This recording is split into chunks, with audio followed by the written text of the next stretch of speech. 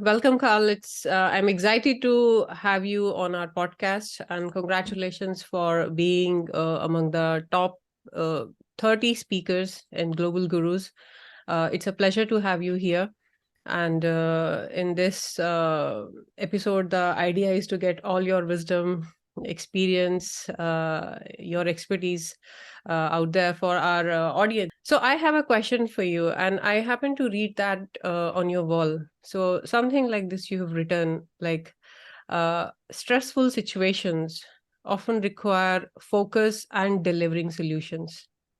Yes. So in your leadership, how do you make sure and how do you elaborate on your ability?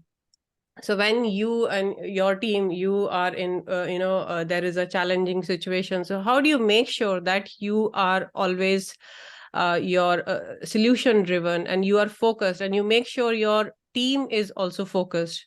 So if you can share your mindset and around it, please. Okay. So let's start in the more difficult end of the question. How do we solve a question or a problem that we don't have the solution to? And that is where most people get stuck, and my team gets stuck from time to time as well. And in those situations, if I don't have the solution and I feel that no one else in the room have a good idea of how to progress, I tend to come up with a bad solution intentionally to show everyone that it's okay now for us to brainstorm, and together we will come up with bits and pieces that we can combine into a good solution. But by showing to my team that right now we are not trying to be the best guy in the room. Right now we are just trying to solve this problem as a team, and as we don't have the solution in our hands, it's better that we just brainstorm. And my idea of brainstorming is often to attack the problem from a totally different angle, to not look at the exact problem, but see, okay, so can we undress the problem, and can we look at it as something else? Like if it's an IT problem, can I somehow try to address this as if I were a farmer and I had a problem with a tractor or something else? Like, is there another way for us to look at this, as we obviously got stuck in the current way of looking at it? Right. So getting the different kind of perspective to solve the, similar problem. Yeah. Yeah, and from my experience, to say, let's try to brainstorm and come up with creative ideas, that doesn't work. If you're not a very, very well-oiled machinery, so to say, if the team feel that there is a leader in the team, then the leader must come up with the first stupid idea. Otherwise, the other team members tend to not dare to come up with the more creative or so-called crazy ideas. It's interesting to hear your perspective on this, and especially when so there are different ways to deal similar, same challenge or problem. So I think it's a great and that is a core difference between managing and leading. If you're managing, then you're trying to get your team to come up with these creative ideas.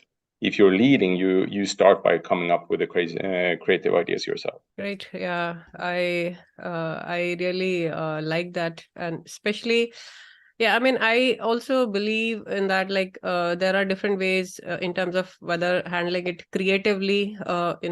Yeah. How would a child would fix the same problem, like with a child mindset? So that works very well. Exactly. Great. Thanks, Karl. I also happened to read this on your wall. Like, you have mentioned that you were able to enhance the customer experience and sales by around 300%. So how do you make sure that your employees, who's working towards this common goal, have this mindset to enable them to achieve a goal like this, like increasing the sales revenue by 300%? Because it's very important to have a team who's aligned with your vision, your drive. So how do you make sure that everyone is on this common path and not being limited by any sort of fears? Or so how do you make sure that? Yeah, to start with, it comes back to managing versus leading. By showing people examples of what I have done in the past, both good and bad, they will come up with ideas that adds another layer on whatever it is that we're working on. And together we will come up with creative solutions that we then test. And some of these creative solutions will not be as good as we thought in the beginning. And that's where we need to fine tune and improve and step by step get closer to the goal that we want to achieve. But to say that we will now address this problem, the e-commerce site that we are looking at this moment are not converting as good as it should. Let's increase that by 300%. That is not how you do it. Of course not. At first, you start to look at what is it that holds this customer journey back? What is it that we see that is not logical from a consumer point of view? Because in very many cases, especially when we talk to e-commerce platforms and e-commerce sites, there is a technical department that develop the customer flow, and they are not directly connected to the customers, the individuals that are buying. They are trying to tailor an experience based on a standard, and that standard, to quite a large extent, is not designed for consumers. It's designed to create a good system with a good throughput of traffic, but not in relation to consumer behavior, psychology, expectations, and things like this. So so how do you make sure that so one part of team, like they have who's technical team, and they understand the technical side of it, then there is something on making sure the team is aligned with the customer needs, like this is Yes. what, how do you ensure that? Because there are so many solutions out there in the market, sometimes it doesn't work, this is not exactly what customer needed, like. Yeah, I would say that it's quite often the thing that we are implementing from a general point of view is not delivering the expected value, so to speak. Because if we base our tweaking on customer surveys, we will for sure improve the customer experience, but we will not go to the extent where we talk to the subconscious level of the consumer's mind. And that is where we want to be, because they make decisions far quicker than what we think. When I think about which button I want to click on, my subconscious mind have already decided which button I should click on. Right. So if I were to run a survey on which of these buttons do you like the most, the answer will not be the same as if you just do a blind test and have people click around in your website. So to illustrate the problem is that even though we think we know that these tweaks will have a positive impact, we should never just go about the things that we know about. We should always elaborate on things at a quite large extent, so that we pressure test bits and pieces all over the place. So don't create a big tweak and hope for that to be a good achievement or to deliver a good result. Instead, create 10 small tweaks, and with these fine tune and remove some of the tweaks that proved to be not successful.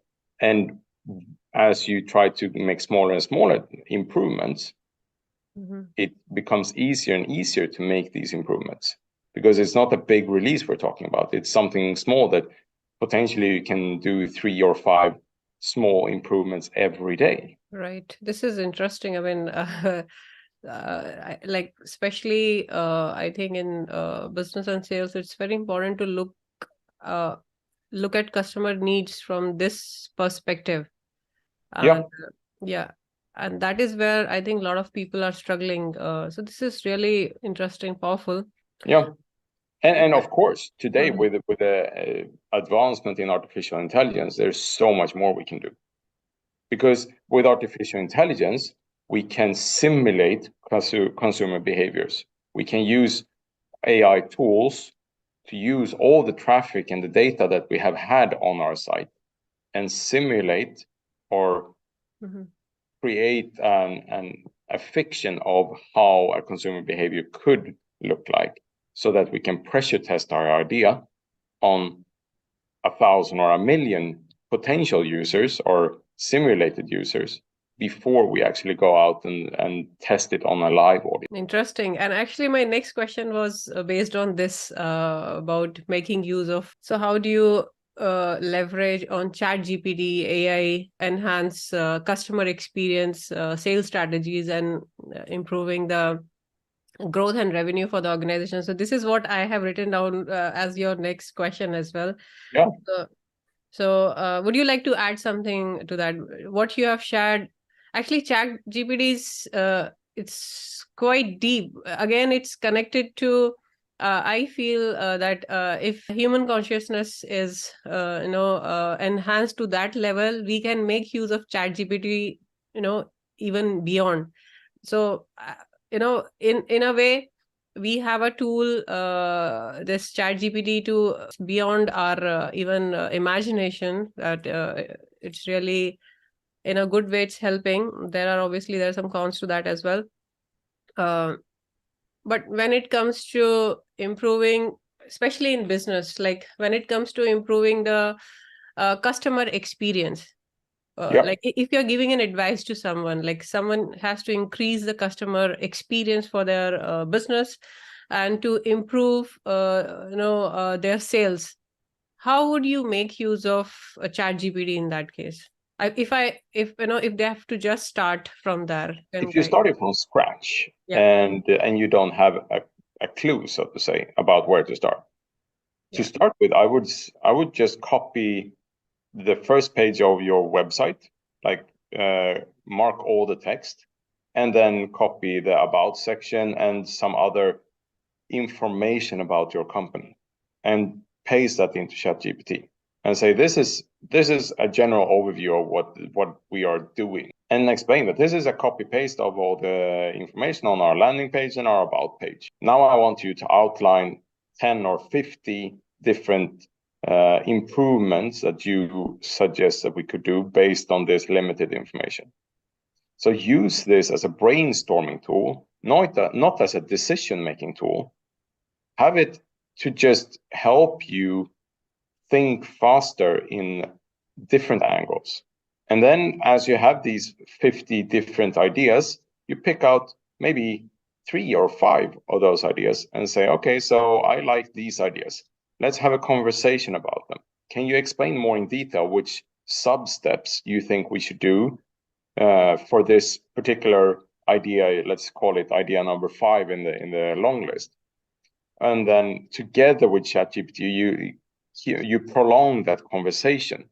You dig deeper into each of the selected bullets, and then you have a good idea about what could be beneficial for you. But maybe as you have done that part, run it through your team or run it through ChatGPT and say, okay, so I have selected these 5 out of your 50 ideas. Why do you think I should select any of the other 45 ideas that you have come up with? Which is it that I don't understand the value of? And is it so that I'm actually missing out on a golden opportunity somewhere? Right. I mean, it's purely like having a human interaction, getting the.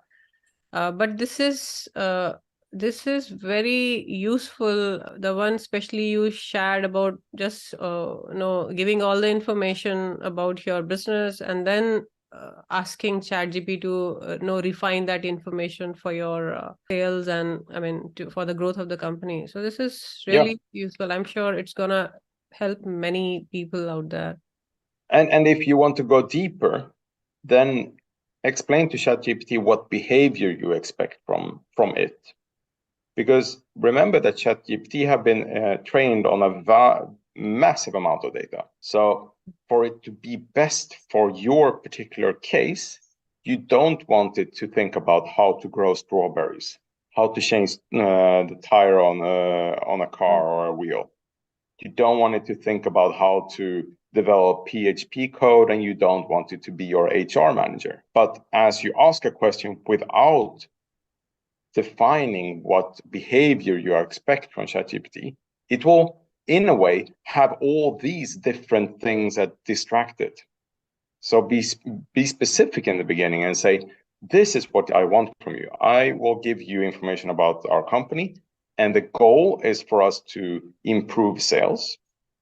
And your position in this project is that I want you to be my sales hacker. I want you to be my growth hacker. I want you to be my something else. I want you to be my graphic designer, or be specific about the role that ChatGPT are to play together with you. And then when you are done with that conversation, you can move over to the next step and say, okay, let's start a new dialogue. And in this case, you're an external party. Let's say that you are an expert within the field of e-commerce optimization, and you have optimized 1,000 e-commerce sites. Your ability to optimize e-commerce sites comes from all this experience. And I want you to silo that experience and really behave as this really, really well-trained expert in this field. And now I want you to grade these 5 ideas only with this mindset. Because in the previous mindset, we talked about, okay, you're someone internally in the company that have a limited view of and limited understanding, but you have a main goal. And then you have another AI mind that start to score this first AI mind's progress in a way. Yeah. So how does AI play against itself, but as different minds, so to say? Yeah. I mean, it's like everyone currently have got this genius sitting with them. It's up to the business how they're utilizing that mind. And it's so many different ways that we can utilize it. I'm training a bunch of different AIs to behave in a way that I want to behave as these different type of individuals. But I'm also using a very large amount of different AI tools, not just ChatGPT. I use Midjourney for image generation. I use a number of different AI tools for video modification, so to say, like video editing, video cutting, video generation. I also use tools for processing audio. Like, for example, I have trained my voice on quite many hours of speech so that I have an AI that sounds exactly like me and use the same errors in how I express myself and so on. So it's a very, very well trained voice that sounds exactly like me. And then I have many other AI tools that help me in my everyday work.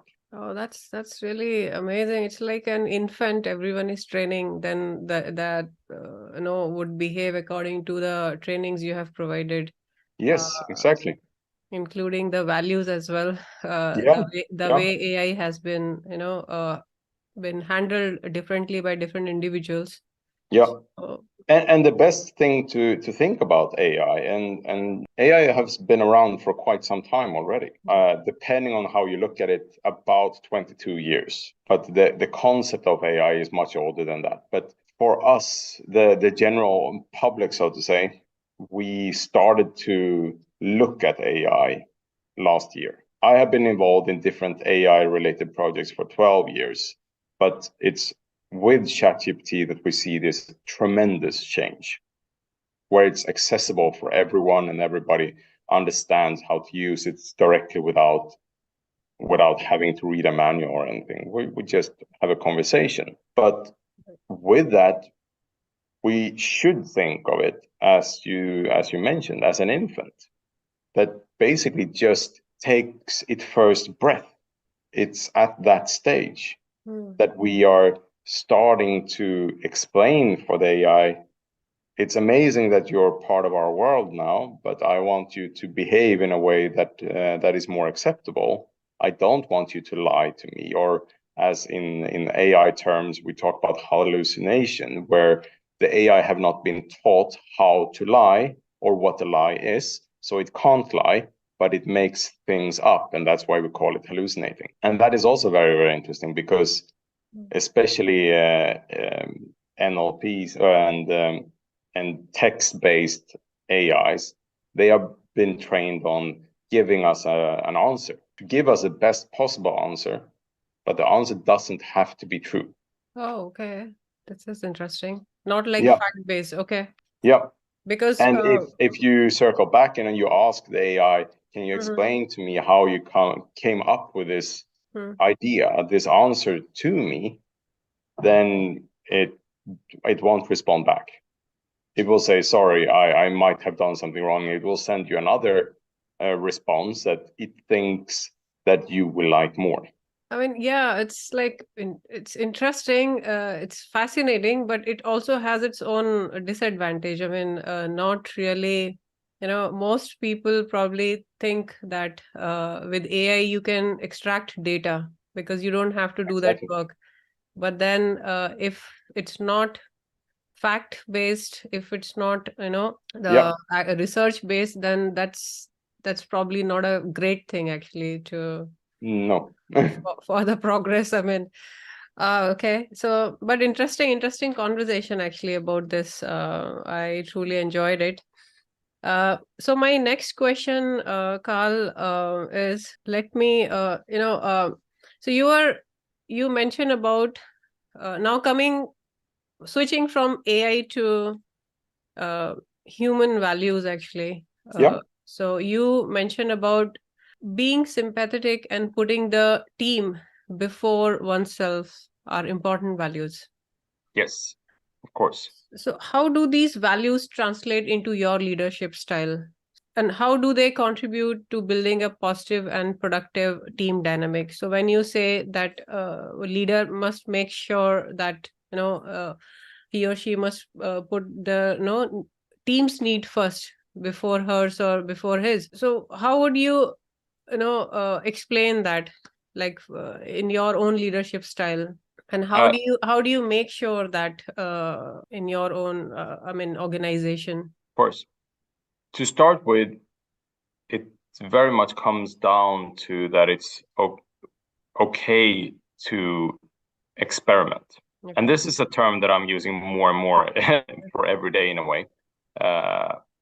When we make decisions, people often think of these decisions as a decision that can't be changed, that can't be modified, and that we need to be right on from the beginning. But if we think of each decision as an experiment instead, it's so much more valuable and rewarding, because then we have the ability to fine-tune whatever decision or experiment we want to start. And this opens up endless possibilities, while a decision sort of closes that door. So start to talk about experimenting more and more with your team. Instead of saying, now we have decided, now we are running in this direction, don't question the direction because the decision is made. It's better that we say, let's experiment. And if we see that we learn something along the way, we can use that to improve our experiment. And you can use this in every situation in your life. And I think it's truly said, like, and it opens up to sometimes better pathway, better solution, instead of trying to close on just one set of idea. When we allow it to expand, make mistakes, and then we find something beautiful come out of it. Great. So now I have something to learn from your own challenges and failures. So like there is no failures. There is only learning curves. Learnings, yes. I totally agree with you. So I would like to borrow your mindset. So coming back to your challenges, you have got experience of what I have learned about you. It's like 27 years of experience with different kind of industries. When you are facing any challenges, when you really think that this is really very challenging. How do you make sure that whatever goal you're working towards, it's still kind of aligned with your vision when you are trying to overcome that challenge? Because obviously you have got team, and you have to ensure that they all are in sync with you. So how did your understanding of business goals and challenges, it contributed to your success? If I'm able to explain my question here. So with Yep. every challenges you've faced with your different industries, so how were you always be able to in sync with your vision, this with your vision, like having that sort of vision when you are going through those hurdles, those challenges, and making sure your team is in line with that? And how did you overcome if you can just share with some example, like how did you overcome those Yes. challenges? To start with, one of the methods that I have been using for quite many years is to ask the team one by one, not everyone in the room, but in a one-on-one meeting, what do you feel our vision is? Not what is our vision, but what do you feel that our vision is? And they will explain back to me what they believe the vision is, and it will be different for everyone I talk to. And by asking this question, not what our vision is, but what they feel, what they think that our vision is, you learn so much about the misunderstandings. And that is the only way to get a better aligned team, to identify why it's not aligned. And if we start with a vision, it makes it so much easier. And then after we have talked to the team and the team members one-on-one, we gather in a room, and then I can explain a more refined vision and possibly an even better vision, because I got all the different creative minds to share their view of our vision. Depending on how complicated and how broad goal we have set up as a vision in a way, maybe we define 3-layer visions. So first we have one for the team, then one for the company, and then one that our consumers should feel as a vision as well. So that these 3 layers are aligned in one way or another. And then we start to create goals, but those goals should be quite broad so that we can redefine them as we learn along the road. So maybe, as we talked about just a couple of minutes ago, the goals should be seen more as experimental goals. We're going in this direction. Let's run an experiment and see what we learn along this path. I mean, this is interesting when you said asking them about what their understanding on vision is, rather than saying, and we get different views on that, and going back to the journey. Yeah, and it's proven to be extremely successful. Okay, I'm going to personally take that value actually. Yeah. So, and the funny thing with that is that by doing so, instead of giving them the vision, which they in a way then don't own, it's not their vision, and instead you ask them about how they see the vision and what their vision is about what it is that we try to achieve, they becomes part of the vision. So they start to own the vision as well, instead of just being given the vision. And that is so much more powerful.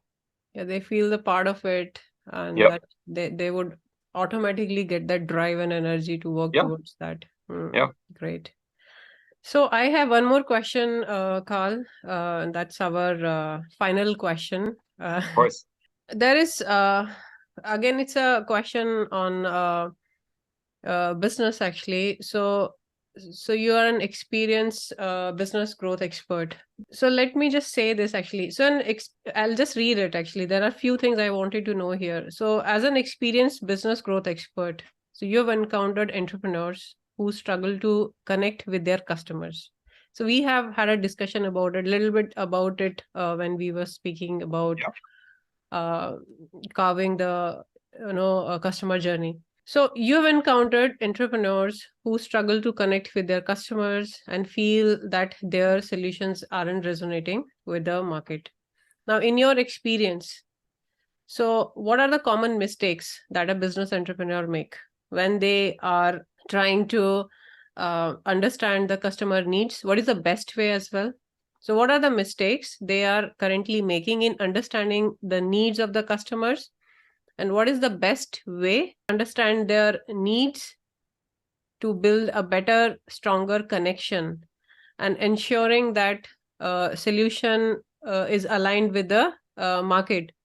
And especially, I would like to ask this question for small time business entrepreneurs. So not everybody has the access of a big market in terms Yep. of getting their research in place. So, I mean, to design a product, going out and speaking to customers to understand their needs. But not everyone has that access. Not everyone has that long email list in the beginning.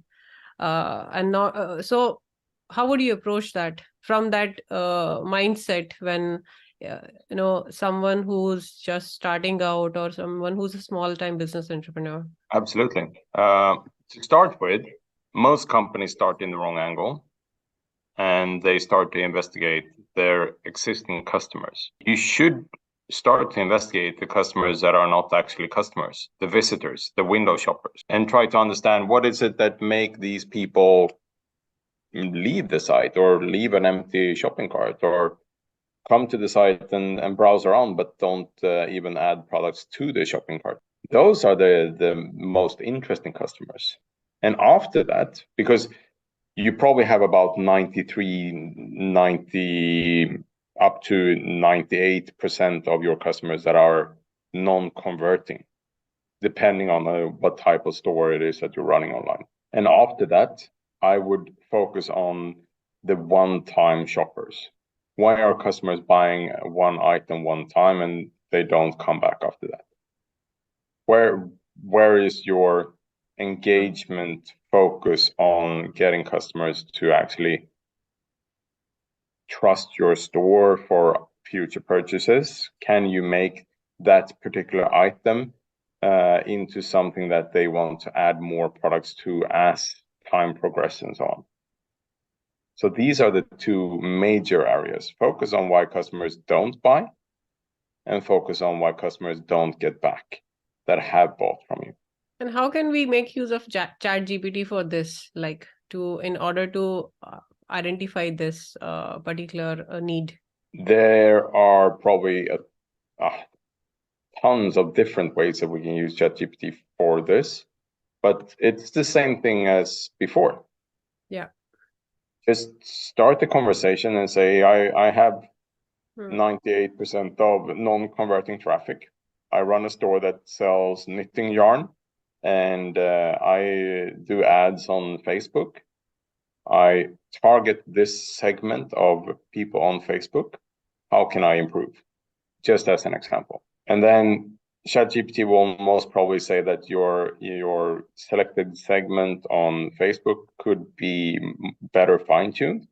You could also probably find other ways of attracting customers that are not paid ways, like, for example, start a podcast or a YouTube channel or TikTok videos about the best way to use your product. And be creative. Focus on building a community in one way or another. Like with the idea of creating a community, it's easier to get customers to re-engage with you. In what shape and form that community is, that will grow for you. Like in the beginning, maybe it's just followers in a social media platform.